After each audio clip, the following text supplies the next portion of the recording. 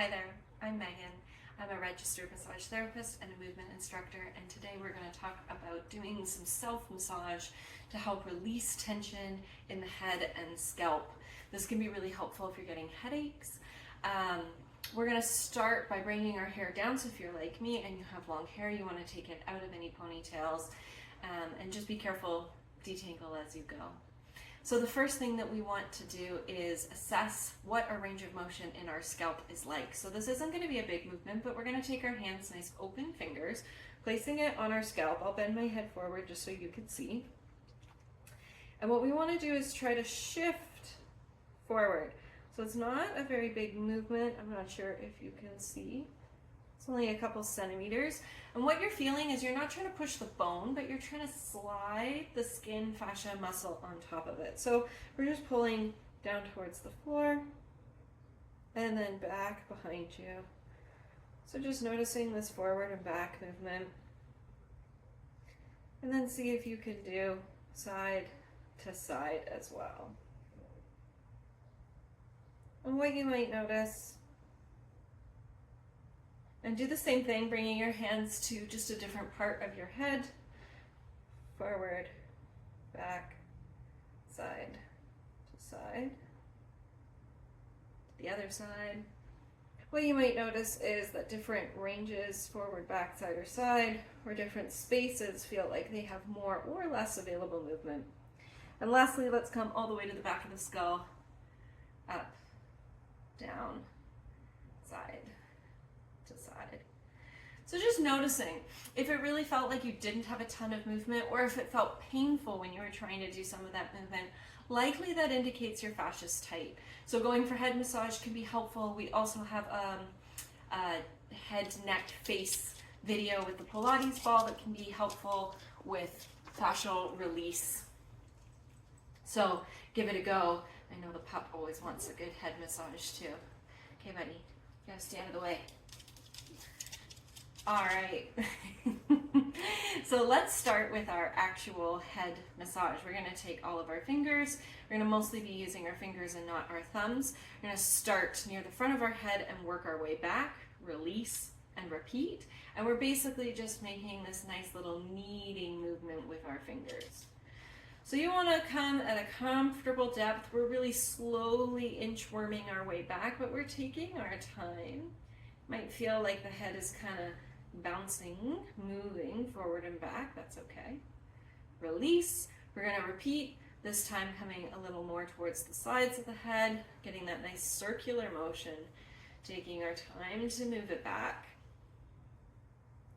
And as we repeat this, just notice how it feels through different parts of the head. Coming all the way down to where your skull meets your neck. Release. Same thing on the sides. Nice little circular motions. Hands slowly pushing back. Coming right to the base of the skull. Let's repeat, starting again in the center, right at the forehead. Noticing how it feels on the second pass. Release. Coming out more to the sides. And we want to be careful that we're patient, that we're not rushing through the process. We want to stay consistent in both our speed, release, and off to the sides. Consistent in both our speed and our pressure. So coming all the way back. Good. Noticing how it feels. From here, let's do a little bit of loosening for the scalp. So for this, we'll just take one hand at a time. I'm going to start at the front. I'm going to grab my hair, and I'm just lifting, maybe a little wiggle. Releasing, reaching my hand a little bit further back, grabbing some hair, lifting, a little bit of a side-to-side wiggle. Not hard. Release, coming to the back of my head, little wiggle. And straight out behind you. I'm actually going to come up the back of my skull. It's just easier. Release and pull. Excellent. This time we're going to do it with two hands, just coming a little bit wider out. So we're basically going to track 4 or so spots along the head. So coming up and starting, grab, pull away from the body, little wiggle, Notice how it feels side to side. Release. Going to be a little bit behind. Grabbing again. Coming a little closer to the back of the head. Trying to pull away.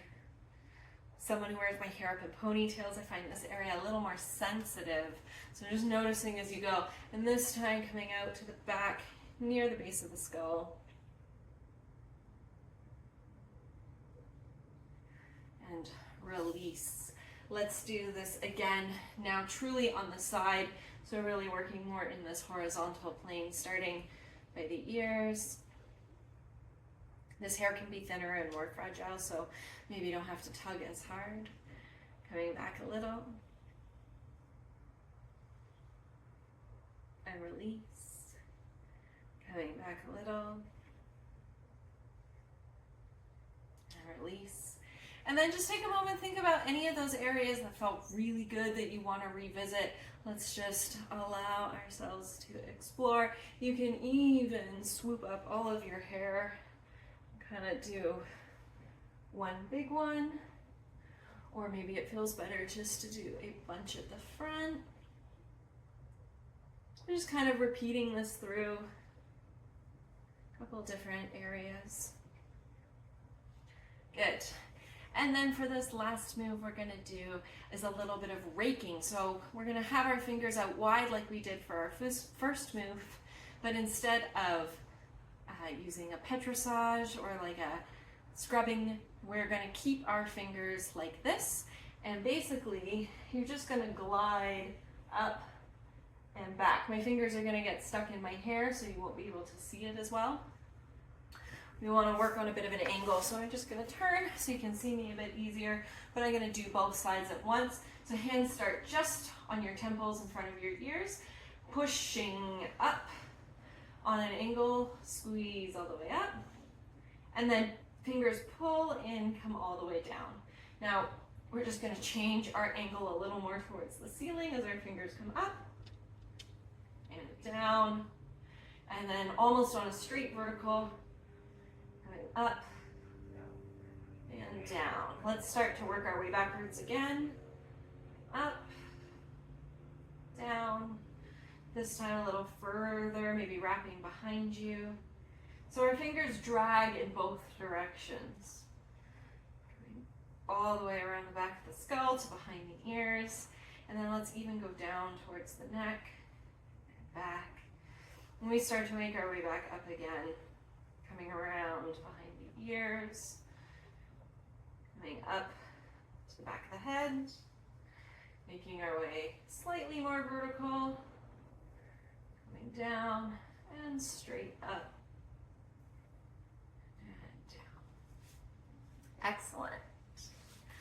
So that was the last big one for our scalp. If you have a hair tie and it feels helpful to get the hair up out of the way, you can. And I want to get it out of the way for demonstration purposes. Last but not least, we want to do a little bit of movement in the forehead. So all four fingers are just holding on my forehead. I'm going to pull down towards my eyebrows, then I'm going to pull up towards my scalp, and I'm going to pull over towards one ear, and the other, and then fingers are both going to meet in the middle of my forehead, and just pull all the way open to my temples. Release, pulling again from the center, down to my temples. Let's do one more. Down to the temples. Good. And then last but not least, a little suboccipital release. So our suboccipital happening here where the base of the skull meets the neck. I just want to take some fingers. I'm just applying a light pressure like I can hook in.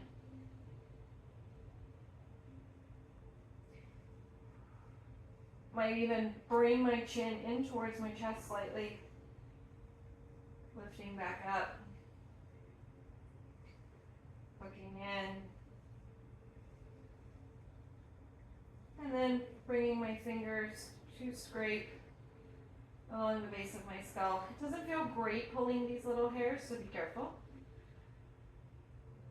the center, all the way out, just tracing the bottom of my scalp.